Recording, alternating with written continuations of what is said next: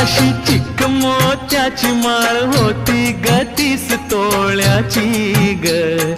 चिक मोत्याची माळ होती ग 30 तोळ्याची ग.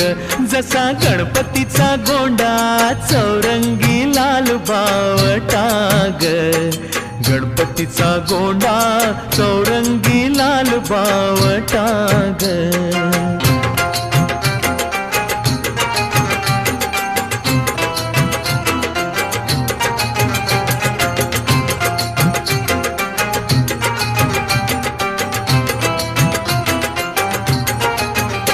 या चिकमाळेला रेशमी मौचार दोराग.